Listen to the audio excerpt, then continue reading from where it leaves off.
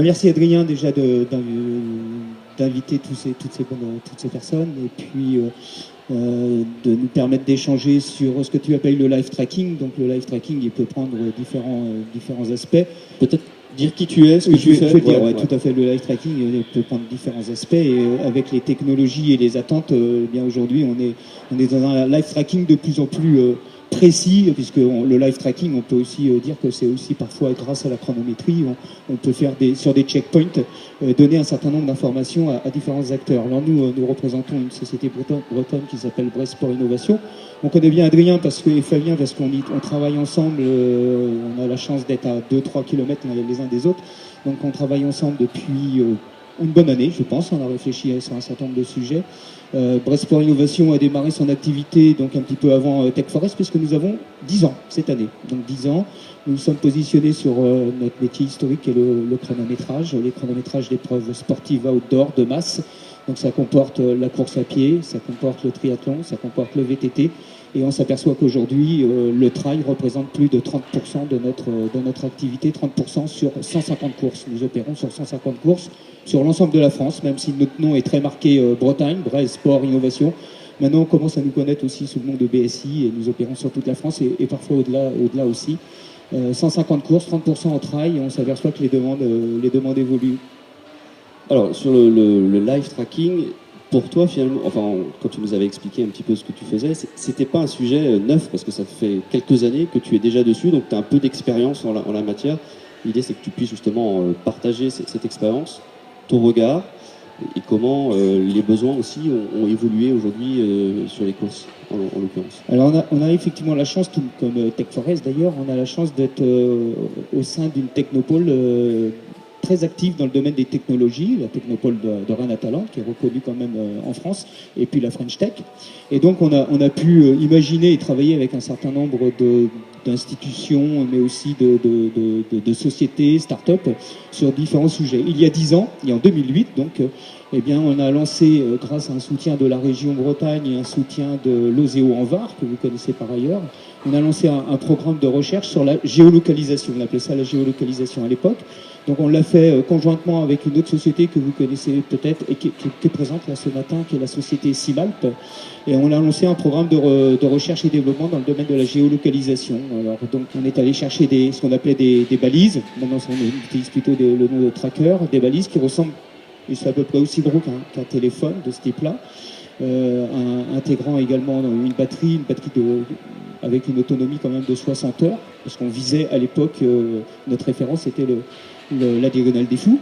Et on a développé notre propre serveur qui s'appelle, et qui est toujours d'actualité, qui s'appelle GPS for You. Donc peut-être certains d'entre vous le connaissent. La solution a abouti, fonctionne bien, et cette solution n'a pas été franchement commercialisée, distribuée, déployée. Elle a été utilisée surtout par les chronométreurs qui faisaient partie un petit peu de notre réseau, c'est-à-dire Brest Sport Innovation, Simalp et quelques autres qui travaillent avec nous, pour répondre à des besoins d'organisateurs que l'on pressentait pour des suivis d'acteurs, mais très bien identifiés. C'est-à-dire que sur certaines courses, on pourra y revenir tout à l'heure sur la typologie des courses, mais sur certaines courses, on avait besoin de suivre souvent le dernier, le serre-fil, ce qu'on appelle le serre-fil, pour avoir une information sur la fin de course, et très souvent aussi le premier, ce qui permettait à l'organisateur, puisque c'était notre seul interlocuteur à l'époque,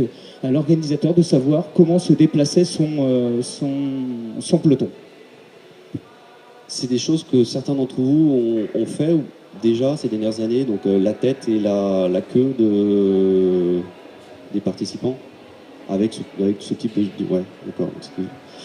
Depuis, toi, tu as senti que les besoins avaient évolué, donc c'était l'idée de pouvoir aussi échanger avec les uns et les autres. C'est quoi, du coup, les besoins qui te remontent du terrain et du coup ce qu'il y a derrière, comment y répondre avec ton rôle. Oui, tout à fait. Au début, comme je disais, c'était l'organisateur qui nous sollicitait sur cet aspect de géolocalisation, de tracking. Et puis finalement, en étant opérateur sur course, on s'est aperçu qu'on communiquait aussi avec des agents de sécurité, je ne sais pas comment trop les appeler, enfin le poste sécurité. On communiquait aussi avec le speaker et qui nous demandait un certain nombre d'informations. Et on a senti une attente beaucoup plus large que l'organisateur qui voulait savoir comment se déplaçait son peloton. Le poste sécurité nous disait est-ce que je peux pas moi-même baliser entre guillemets ou traquer mes ambulances, mes médecins, etc. pour savoir et avoir une idée très précise d'où ils sont. Comme ça, en cas de pépin, je sais qui activer par rapport à un plan de course. Et le speaker venait souvent, très souvent derrière le PC, derrière nous, en disant tu peux pas me dire où est le premier, où est le dernier, et puis peut-être la première féminine, et puis il demandait de plus en plus d'informations. Donc on s'est aperçu que effectivement, au-delà de l'organisateur, le speaker, les postes de sécurité nous sollicitaient de plus en plus, et ce qui nous amenait sur ces toutes dernières années à déployer davantage de trackers sur les courses. On est passé de 4-5 trackers, et très, très régulièrement, maintenant c'est plutôt 20-30 trackers que l'on déploie sur les courses actuellement. Et demain, est-ce que la question qu'on pourrait poser pour aller plus loin, c'est la généralisation, du coup la massification. Est-ce qu'il y a quelque chose qui serait pertinent de ton point de vue? On pourra poser la question après aux personnes qui sont là. Et sur quel type de discipline et quel type de distance, le cas échéant? Alors, à force de proposer des services, on crée des attentes. Et puis, après avoir eu le speaker et puis le PC course derrière le PC, maintenant, on a les accompagnateurs, les accompagnants, je ne sais pas comment on dit, qui n'arrêtent pas de nous solliciter, nous, chronométreurs, en venant à notre poste. Ce qui nous fait plaisir, mais d'un autre côté, on n'est pas là non plus pour répondre à tout à chacun. Ce sont tous les accompagnateurs qui nous demandent très clairement où est Franck, où est Paul, où est Pierre, et ça, on ne peut pas y répondre aujourd'hui. Donc on s'aperçoit qu'il y a un vrai besoin de déployer un déploiement de masse du tracking. Et là se posent tout plein d'autres questions, bien évidemment, parce que les sites internet de suivi changent, le dispositif de tracker doit changer également, puisque c'est un tracker qui doit être sans doute moins cher, plus facile à déployer. On est dans d'autres problématiques de déploiement de technologies également, et de services. Demain, toi, ça va être ma dernière question, en tant que chronométreur, donc prestataire et partenaire des organisateurs, comment tu vois ton rôle par rapport à ce possible déploiement en masse, donc ce nouveau service, si je puis dire, qui serait proposé? Alors ce déploiement en masse, on le ressent que sur une partie de nos courses. Ça va pas la course à pied sur un 10 km, la valeur ajoutée de mise en place de tels services, c'est forcément moindre.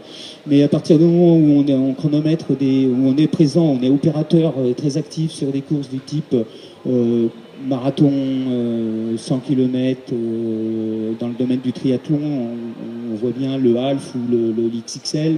Les trails à partir de 30-35 km, les organisateurs nous sollicitent. L'organisateur qui est face à de plus en plus de difficultés, certains d'entre nous sommes aussi organisateurs et ça devient très très compliqué. Très compliqué parce qu'il y a un certain nombre de contraintes et on a aussi une demande de professionnalisation qui est très forte de la part de nos clients qui sont les coureurs et les sponsors. Donc on a besoin de se professionnaliser. Donc souvent, moi j'ai la demande d'organisateurs qui me demande d'être un peu le guichet unique en disant est-ce que tu peux m'apporter une solution globale de chronométrage et puis d'autres services, alors le live tracking, le suivi vidéo, etc. Donc on essaye de répondre grâce à des partenaires, bien évidemment. La société n'a pas vocation à développer ces technologies-là, mais grâce à des partenaires, de pouvoir proposer un pack complet de services à tiroir selon les attentes et les besoins, mais d'être le guichet unique de ces clients. Et très souvent, on le fait très conjointement, en amont, avec les plateformes d'inscription, nous, en tout cas.